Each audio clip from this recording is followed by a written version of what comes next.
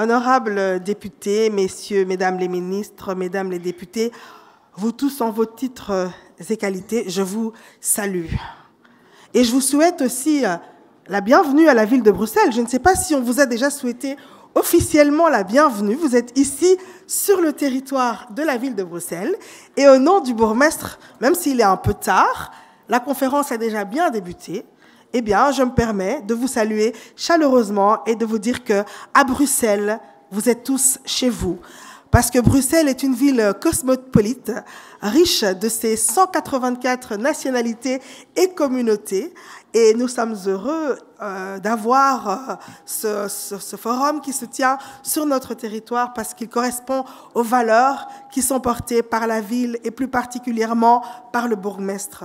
Et c'est un honneur de me tenir en face de vous, parce que vous êtes des distingués invités et vous êtes occupés, et chacun de vous, vous avez quitté vos occupations, vos agendas très chargés, dans le seul but de bâtir et d'assurer des beaux jours à notre beau continent africain. Cet engagement, je le salue, et je tiens à remercier les organisateurs pour cette occasion qui m'est donné de dire un mot en tant qu'échevine de l'égalité des chances à la ville de Bruxelles. Alors pour ceux qui ne connaissent pas le jargon belge, échevine, ça veut juste dire adjoint au maire. Alors la thématique me concerne en tant qu'élue en charge de ces thématiques et particulièrement attentive au développement d'un entrepreneuriat inclusif et attentif au genre, tant en Belgique qu'en Afrique et plus particulièrement en République démocratique du Congo, parce que c'est mon pays d'origine et je suis une femme issue de la diaspora. Et j'étais très heureuse d'écouter l'honorable députée Christelle Vwanga qui nous a fait vraiment un descriptif de la situation sociale politique en République démocratique du Congo. Et je la remercie d'avoir parlé avec honnêteté de tout cela ce matin.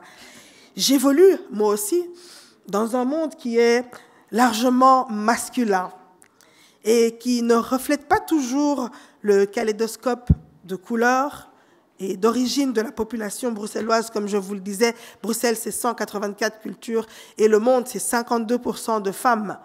Mais quand on se retrouve dans de tels forums, bien, on voit beaucoup d'hommes en costume qui nous regardent très sérieusement en se disant « Mais qu'est-ce que celles-là viennent faire ici ?» Eh bien, je vois une consoeur panéliste et je voudrais dire à ces messieurs qu'en tant que femme, on est toujours heureuse quand on vient et qu'on démontre qu'on est dans une société paritaire où il est important que l'égalité soit vraiment une valeur qui n'est pas juste une lettre morte, mais c'est une vraie réalité. L'économie reste évidemment un moteur primordial de nos sociétés et la vigueur de l'entrepreneuriat est sans conteste un indicateur puissant de la vigueur et de la santé de ces économies. De nombreuses études prouvent qu'ici en Belgique, les populations étrangères et belges d'origine étrangère, qu'elles viennent des pays de l'Union européenne ou d'ailleurs, constituent plus d'un tiers de l'entrepreneuriat dans notre pays et en Europe. Et c'est énorme. Il est donc tout à fait essentiel pour l'économie au sens large de travailler à fluidifier et à aider ces entrepreneurs, car ce sont eux qui font une grande part de la richesse dans nos pays respectifs. C'est la raison pour laquelle la ville de Bruxelles met en avant ce genre d'initiative. Et pour ma part, j'aimerais appuyer en particulier sur notre volonté de promouvoir l'entrepreneuriat chez les femmes. Plusieurs entrepreneurs ont d'ailleurs bénéficié de projets lancés par la ville de Bruxelles visant à les accompagner dans ce parcours ainsi qu'à leur donner les outils nécessaires comme des formations informatiques par exemple afin de les rendre parfaitement autonomes. Je ne pourrais pas quitter cet endroit sans vous parler des diasporas africaines et particulièrement de la diaspora congolaise. Forte de leur diversité et de leur richesse culturelle et d'un héritage historique fort entre la Belgique, le Congo, le Rwanda, le Burundi. Ces diasporas jouent un rôle essentiel dans le tissu social et économique de notre ville. Au fil des décennies, elles ont contribué de manière significative à la vie bruxelloise en enrichissant notre société de leur savoir-faire et de leur créativité. Tout à l'heure, l'honorable Tabarès disait que en matière de coopération internationale, parfois ça ne sert à rien d'investir des millions.